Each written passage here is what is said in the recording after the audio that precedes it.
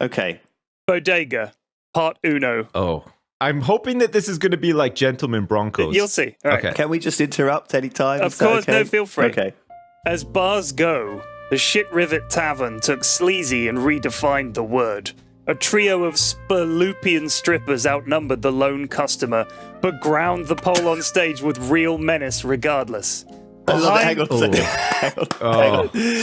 Are you masturbating? No. Okay, good. I was clapping. I'm not quite there yet. I'm getting close, though.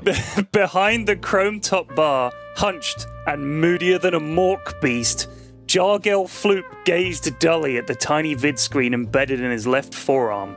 An empty glass slid down the bar, and with honed reflexes unique to a veteran bartender, Floop caught it, filled it, and returned it with gusto without glancing up. It was the 5th pint of ale the human in the corner had swigged, but it was 5 times the business Floop had the previous night, so he wasn't complaining.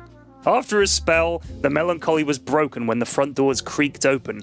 Floop saw 4 figures in desert cloaks, dust masks fastened across their faces, scanning the room from the doorway. Their eyes settled on the human ale swigger at the far end of the bar. They broke formation. 2 sat at tables either side of the door. 1 sat a ways behind the ale swigger, and the 4th approached the bar with all the cockiness of a Krell sleuster. Barkeep, 1 beverage. I love the random alien names. It's set in space, right? It's just like George Lucas 2.0. Barkeep, 1 beverage. Ladies' choice, said the burly interloper, nodding towards one of the Spurlupians who was taking a break from swinging her big old titties.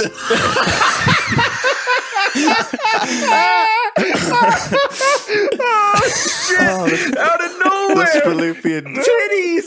Oh, my God. Fuck me.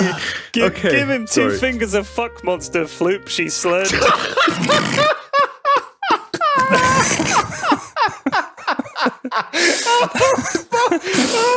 shit! I'm God. not ready!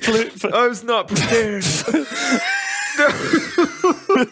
Floop grinned and poured the black liquor into the traditional phallic drinking vessel and gently pushed it towards the man.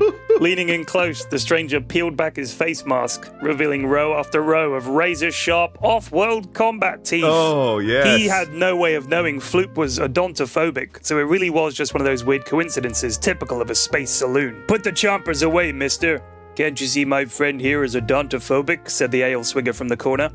Floop looked stunned. How could this guy have known about his odontophobia? Unless... Bodega, said the tooth guy. Said the tooth guy, grimacing. It is you, Bodega, said Floop, turning.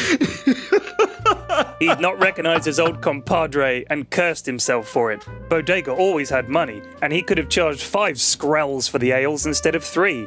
Then it dawned on Floop. If Bodega was here, and these 4 guys were here, it could only mean one thing. There was about to be one flarv of a good fight. Oh, man. You're coming with us, Bodega, like it or not, said Chompers, smiling to show off his fancy gnashes. Floop blinked hard. When he opened his eyes less than a second later, the 4 interlopers lay dead, and Bodega sat finishing the last of his ale. His famous lasgun lay smoking atop the chrome bar. Great moons of Shabboth, you ain't lost your touch, boy, exclaimed Floop. And you're still slower than a glorb with the ales, said Bodega, grinning. He played the fight back in his mind. He'd seen the 4 fellows follow him, of course, and had calibrated his lasgun to instantly pierce their Shrovian armor. Just as Chompers had turned to grin at Bodega, he'd taken a shot, refracting the lasgun beam off those shiny dentures to perfectly strike all 3 Goombas right in the heart, killing them instantly. Then, to finish off the leader, he'd simply angled the lasgun beam up off the 3rd incisor in row 5, lower, and turned the leader's brain into Vomanian swamp noodle soup. Man. Bodega, said Floop, grinning. Yep, said Bodega, also grinning, but laconically. Bodega, said Floop, still grinning and nodding. Uh-huh, said Bodega.